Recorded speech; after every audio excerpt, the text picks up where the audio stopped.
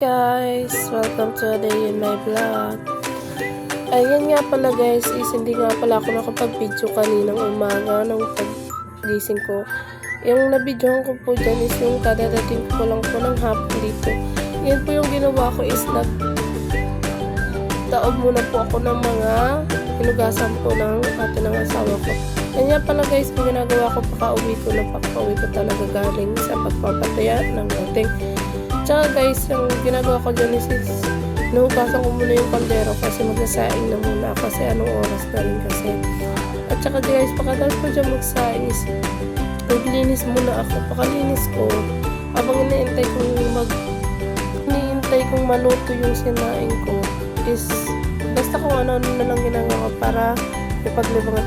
Tsaka guys, yung sinasaing lang po namin dyan is 3 cup lang po ng bigas. Yung pang taka lang po talaga ng bigas dyan. At saka dyan guys is nag-aamak po ako dyan. Ang ginagamit po namin pang amak dyan guys is yung papel lang po. Kasi ang ginagamit po namin dyan is uling lang. Yan po guys. So, mabilis na guys kasi blower naman po yung gamit ko.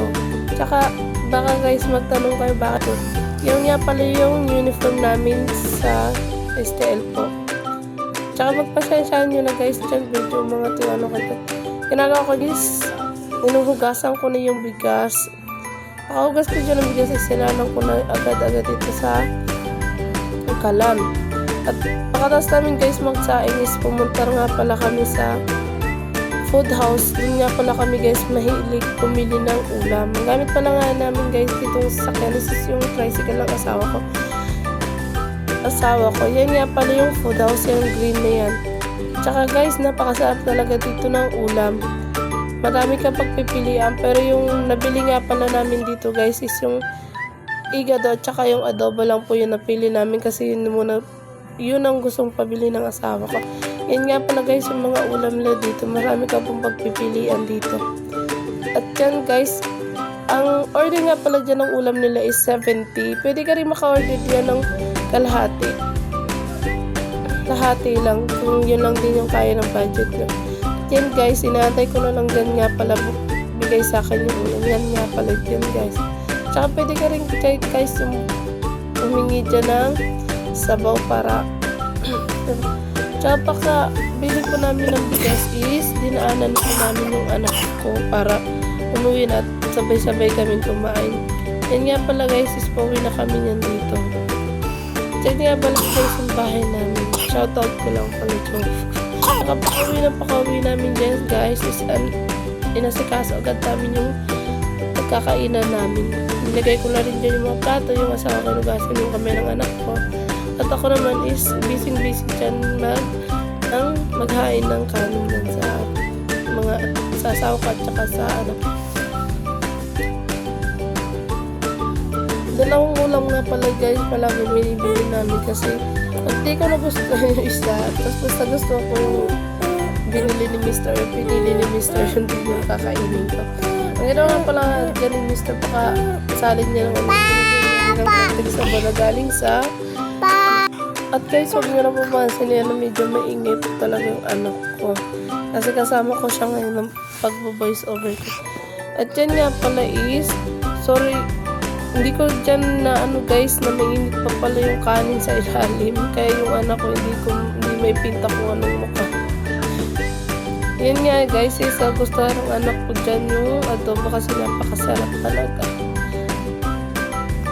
At habang kumakain kami dyan hindi ko alam kung anong ginagawa niya kasi naiirita siya kasi guys kumain na rin kasi siya kaso pinapakain ko pa rin nga para mabusog siya at saka guys, pagkatapos din pala namin kumain dyan is linigpit ko na din yung pinagkainan, linagay ko sa ugasan at saka pinunasan ko na rin dyan yung lamesa namin.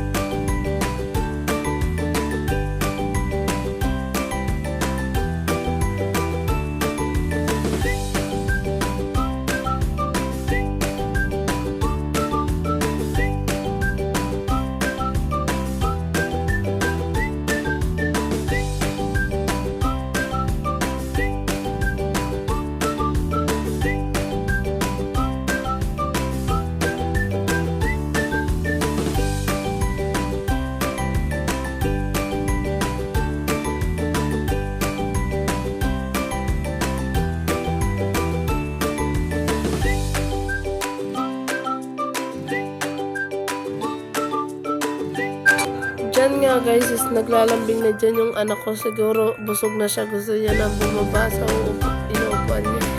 Pero yung ginagawa ko dyan is sinisigurado ko talaga guys yan na hindi siya magugutuman. Tsaka pinainom ko na rin siya ng tubig kaya talagang full na talaga siya. Basta ganyan yan na naglalamig na sa akin is gusto niya na talaga magpababa dyan sa inuupuan niya.